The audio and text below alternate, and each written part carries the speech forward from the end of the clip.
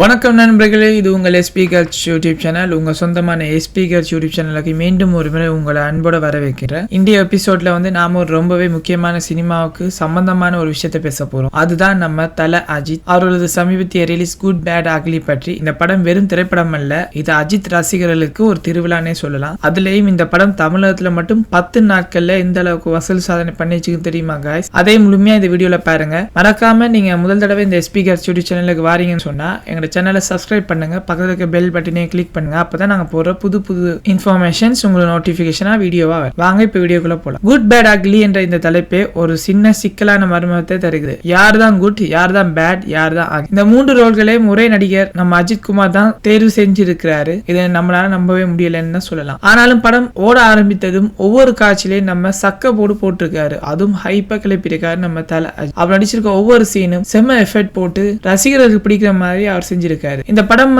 ஒரு mass commercial entertainment சொல்லலாம். ஆனாலும் இதுக்குள்ள ஒரு டீப் மீனிங்கும் இருக்குது. டைரக்டர் ஆதிக் ரவிச்சந்திரன் என்ன சொல்லியிருக்காருன்னு சொன்னா, இவர் எப்போதுமே ஒரு அஜித் ஃபேனா அவர் தானே சொல்றாரு. அது படத்துல ஒவ்வொரு செகண்ட்லயும் தெரியுது. ஏனென்றா அவருடைய அஜித் சாருடைய பழைய படங்கள ரெஃபரன்ஸ் படத்துல கொஞ்சம் அப்ளை பண்ணப்பட்டிருக்கு. அஜித்தை வெறித்தனமாக காட்டியிருக்கிறாரு. ஆக்ஷன் சீன்ல, டயலாக்ல, ஸ்லோ மோஷன் ஷாட்ஸ்ல எல்லாமே தியேட்டர்ல விசில் பறக்கிற மாதிரி தான் இருந்துச்சு. ஃபர்ஸ்ட் டே 30.9 கோடி கலெக்ஷன் ஆச்சு. இதுவே ஒரு சாதனை மட்டுமல்ல, ரசிகர்களுக்கு இது ஒரு ஷாக். அதுலயும் கடந்த 10 நாட்கள்ல மட்டும் தமிழ்நாட்டில் 140 கோடி வசூல் செஞ்சிருக்கு இந்த குட் பேட் அக்லி படம். இப்போ தமிழ் சினிமா வரலாற்றிலே மிக முக்கியமான ஒரு முன்னேற்றம் சொன்னா அது ஏன்னு கேட்டீங்கன்னா, ஓடிடில பைரசியலா இருப்பது போல சவால்கள் நடுவுல இருக்குது. ஒரு ஸ்டார் மூவி இவ்வளவு பெரிய ஓப்பனிங் கொடுக்கிறது ரொம்ப கடினமான விஷயம். ஏனென்றா எடுக்கிறவங்களுக்கு தான் தெரியும் இண்டஸ்ட்ரியில இவ்வளவு பெரிய டிஃபிகல்ட் இருக்கு. ரிலீஸ் ஆன பிறகு நிம்மதியா பிரீத் எடுக்க முடியும் இவ்வளவு கஷ்டம்னு தெரியும். தியேட்டருக்கு மக்கள் திரும்பி வர்றாங்கன்னு இது ஒரு சிக்னலாவே எங்களால சொல்ல. நம்ம உயிருக்கே முக்கியம் சினிமா, அப்புறம் என்ன